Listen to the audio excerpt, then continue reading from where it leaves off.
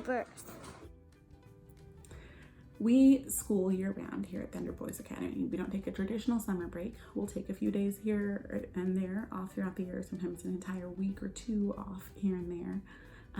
But we just push through our curriculum, and when we get to the end of our curriculum, we switch to my backup curriculum or transitional curriculum, where we will do review work and more field trips, just trying to keep that momentum of learning going before we start our next round of curriculum, usually either in the summer or the fall. Early on, we started in August, September timeframe, but these days we like to start in July, just getting a nice new fresh look at our schoolwork in the middle of the summer, and that's what works for us. So for my older two boys, when they started school, they are spring babies, so they were born in April and May. So by midsummer or early fall, they were already 4 and a few months when we actively started their schoolwork. I knew from the time Elliot was my third. Elliot was born in December, so he was born basically completely opposite of the time of year of the older two, and I wasn't sure what his school start would look like. So we had to decide whether to start him at almost 4, 3.5, 3 3/4, or whether to start him right when he turned 4. So start with that, start in January after his 4th birthday, halfway through a school year, or wait until he's 4 3/4, like where he's almost 5 when he's starting. And the part of my mind that loves order and consistency and uniformity hoped that it was the 3.5 time frame, or even the 4 3/4, but starting in January freaks me out a little, because now he's halfway through his books when everyone else is finishing their books, and like, how is this going to work out? But we decided to play it by ear, and sure enough, Elliot is the most enthusiastic, eager learner probably that I've ever met. His eyes shine as he asks, "What do you want me to do, Mommy?" And he wants an assignment, and he wants to be working right alongside his brothers. So Elliot, today you match together the ones that go together. Okay? Okay. So it idea goes with the idea. Look, and the luck goes to the luck. I'm gonna do the first one for you so that you can tell what they look like, and then you can match the rest. I don't know what power. They know. So like this one goes to this kind, that goes to that kind, that goes to that kind. So you do these ones, okay? Okay. You match the two that go together. So initially I thought that the 3.5, 3 3/4 time frame would be best for him, and we tried to start this year with our phonics curriculum. Now, about the point that I start to get extremely frustrated teaching, I know I need to stop and reevaluate something. Am I expecting too much? Am I trying to cram too much into too tiny of a period of time? Am I explaining things well? Have I had my coffee? Am I getting enough sleep? But I was finding that no matter how patient I was, Elliot, and no matter how eager he was, the concepts I was presenting are not sticking. And he's trying, and he's still happy, and he's still enthusiastic, but he's just not getting it. So what to do? What to do when you feel like your student is not thriving? Now, I know that my first inclination is to think I'm doing something wrong, or he's doing something wrong. But I want to encourage homeschool parents out there and teachers out there that you're not necessarily a failure, and neither is your student, if the information is not coming across when you expected it to. So I want to nurture and cultivate his love of learning. I do feel confident. First of all, he's brilliant. He knows all sorts of things. He doesn't know that A says ah, but he does know the continents. So he's soaking up information. Louisiana. Louisiana. And I don't want to make him feel bad because he's not getting the information I expected him to get when I expected him to get it. So I encourage parents just to, especially for those early students, it's not a willful choice not to pay attention or focus or not to do what he's told, but more just that his timetable for learning is not cookie cutter exactly like his big brother's, and that's okay. How are you feeling? A little bit tired. Are you a bit tired? I think I'm, lot tired. You think you're a lot tired? Ew. So what do we do? I suggest that you keep working.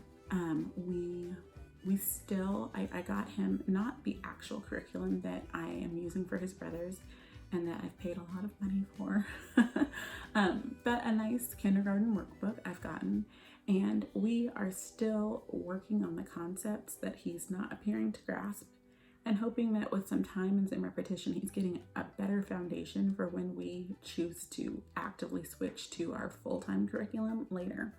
So for now, we're reviewing that all the pictures on the page say start with the sound apple, and but then not stressing out if he doesn't repeat it back to me.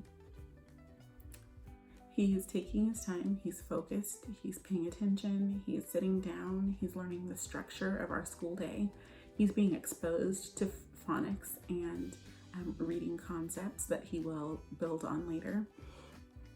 And we're focusing on him learning the things he's excited to learn. So whether it's geography, which he's really good at, or whether it's the parts of the body, which he's really good at, his 5 senses also, he is excelling there too.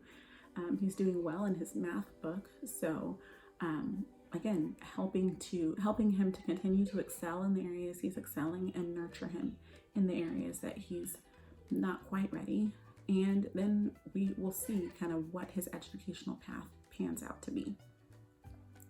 Looking ahead, I don't know what the future holds. Maybe when we start him, he will do so well because we waited till it was a better time for him that he will fly through the material and catch up to the same time that his brothers were. So instead of being about 6 months behind them, he'll be right on target, or ahead even. We can also just, again, take it at his pace. We can start sometime in January, so a month after he turns 4, or we can even kind of wait until the spring. It's not required that he be on traditional school year ever. And again, he may catch up down the line, and he may thrive at his pace. And it's my job as his parent and as his teacher just to help him to mature into a well-rounded, educated adult. And if that is best done 6 months behind his brothers, that's okay. I think celebrating the successes in his learning is huge as well. Again, he's not actually behind and he's not actually struggling, and there are resources available if that actually is the case. But make sure when you are teaching your students, your children, that you're setting realistic expectations and that you are enjoying the process of learning rather than just focused on an external standard. Zebra. Yeah, that's the sound at the beginning of zebra. 2 zebras. One thing it's also great to have is educational games. So I love having, both in our when we're done activities bin and then just for activities, things that help nurture his learning. Puzzles, there are board games, even our educational television options. Make sure that we have a lot that pertain to phonics and a lot that pertain to early math phases, so that we are providing the building blocks he needs for whenever it's time for him to start our official traditional curriculum, for him to be ready. The curriculum we've picked is for a variety of learning styles, so I'm less concerned that the curriculum doesn't work for him at this point, and I'm more recognizing that he just may need a little more time, just to even get to the maturity his brothers were when they started, And maybe even if it takes a little longer than that, again, working with him as he is actively loving the process of learning rather than quenching his love of learning to fit my love of order or my love of symmetry. So I really appreciate the opportunity just to see the unique personalities and character of my children, my boys, as they grow.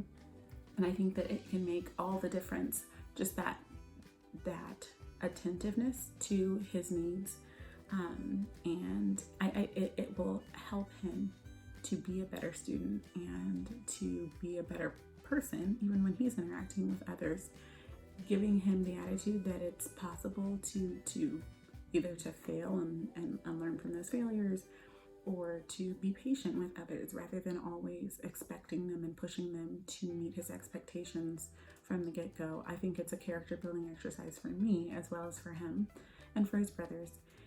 And throughout the years, I hope to continue just to nurture a love of learning and to meet my children where they're at and to gently encourage and stretch them so that they continue to grow and mature, and not just to check a box, but to realize their full potential. They're hanging from the top of the container?